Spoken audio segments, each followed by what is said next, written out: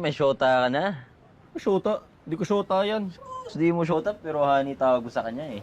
Honey, honey. Oo, ni. Honey kasi pangalan niya. Uy, Dagol, magsalita ka kaya. Puro ka titig dyan. Ano? Sorry na. Oo nga pala. Ani nga pala pangalan yan kung sales lady siya sa ukay-ukay kung saan ako nagtatrabaho. Ayun, una namin siya nakita sa party ni Chelsea. Oo, na hindi siya invited. Gate crasher lang. Para makakilala ng sosyal. Alam mo, tingin ko talaga, yun, gumigimik lang yan eh. Galit na galit. Shota nga, shota mo Shota. yun eh. Sinasabi ko na mag-iingat tayo. Tindi mo naman, tol. Collective. Ayaw mo ba sa kanya? Uling-uli. Oo. Hindi namang ganda yung tinitignan ko eh. Ito kung ayaw mo, single naman ako. Alam mo, hindi ako komportable na pinag-uusapan siya ng ganito. Okay. Wow, protect. Pag-klase, iba-iba. Ay, Gising na. kulot ko. Gising.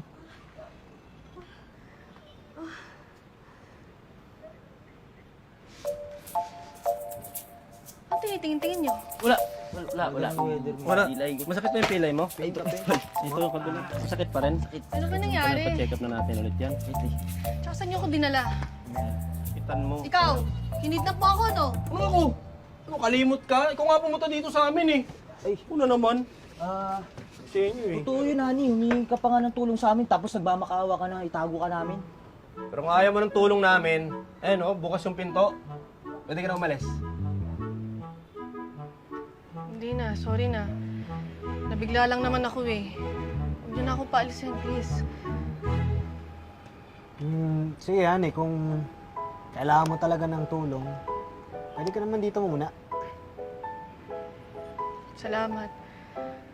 Pero, sincere ba yan? Hindi kasi kayo makatingin na diretso eh. Eh kasi yung... Ha? Ay! Pambihira naman! Ba't ganyan niya ka sinabi? Hindi na sinabi. Saan sa ka nakarating, ganyan lang soto eh. Okay to. Inandaan na namin para sa'yo. Salamat ah. Buti ka pa, gentleman.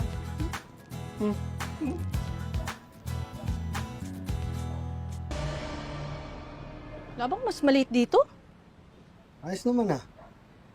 Pasensya ka na, wala kasing babae dito sa bahay namin eh. At saka hindi namin i-expect na... Hindi na importante yan. Ano ba nangyari? Ba't ka tumatakbong nakahubad at duguan?